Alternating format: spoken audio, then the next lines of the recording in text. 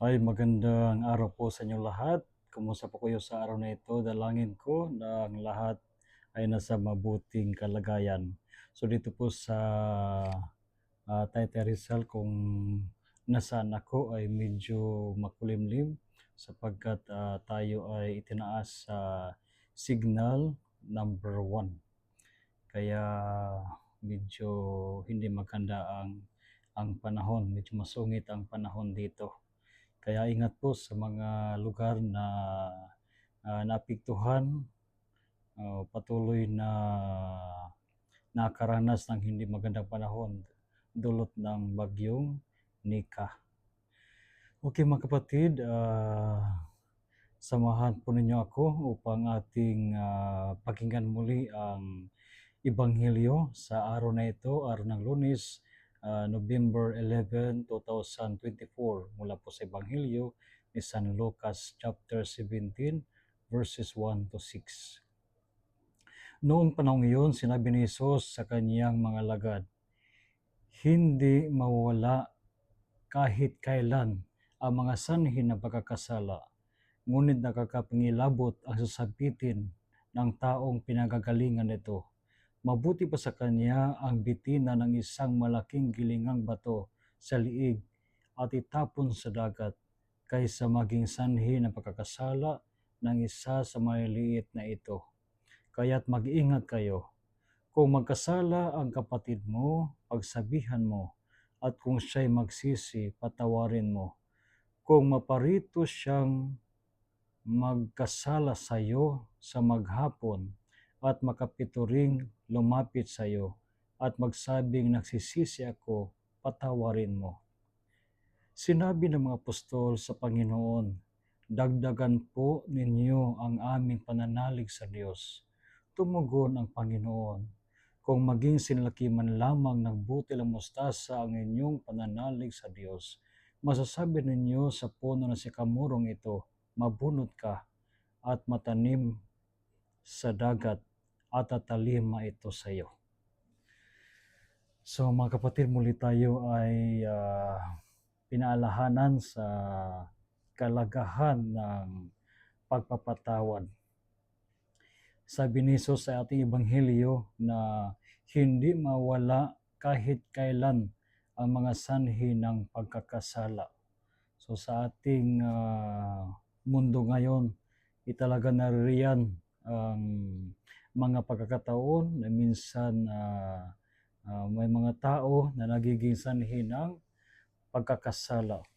Pero yung hindi at napakabigat na pagkakasala, kung tayo ay nagiging sanhi ng pagkakasala sa maliliit na ito, no? Ito yung tinuturing ni Jesus, yung mga the most vulnerable, the children, no?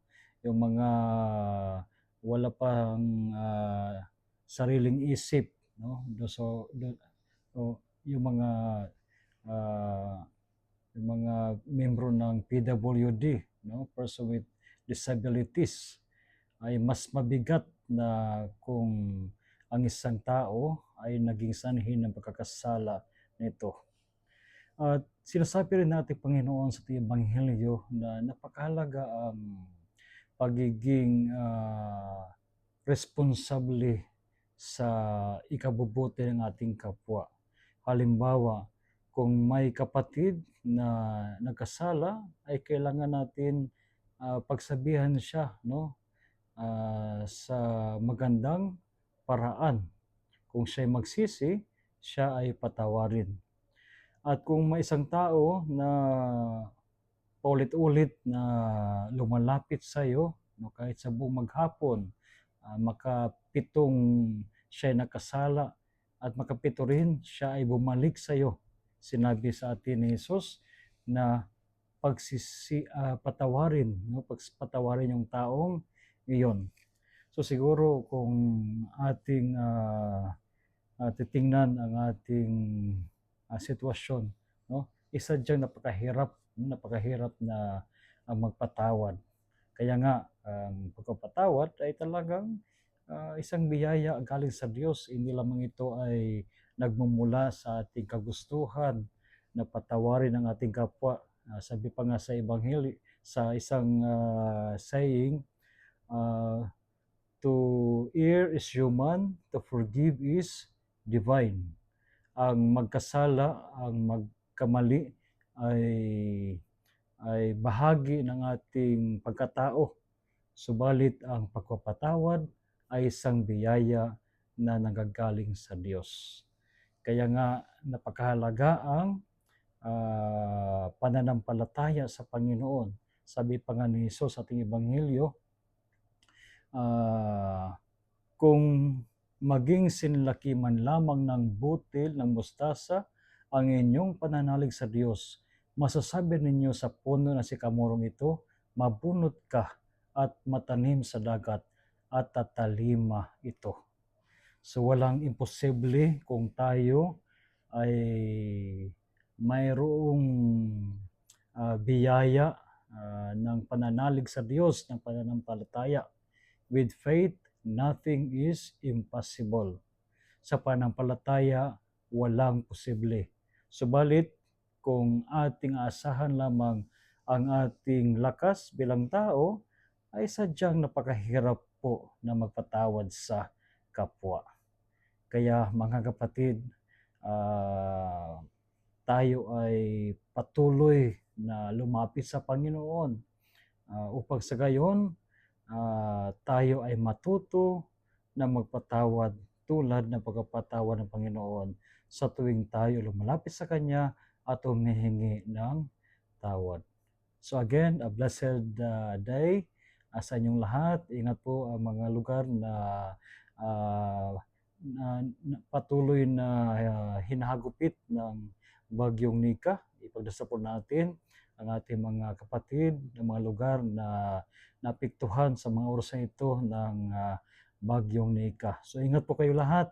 At syempre ang aking pagbati sa ating mga viewers dyan sa parokya ng Our Lady of Assumption sa Davao Occidental at ganoon din sa ating mga kaibigan, lalo sa mga friends and benefactors, members of the Calabrian family ng Calabrian Children's Foundation dyan sa Cagayan de Oro. Pagpalain po kayo ng ating Panginoon sa araw na ito.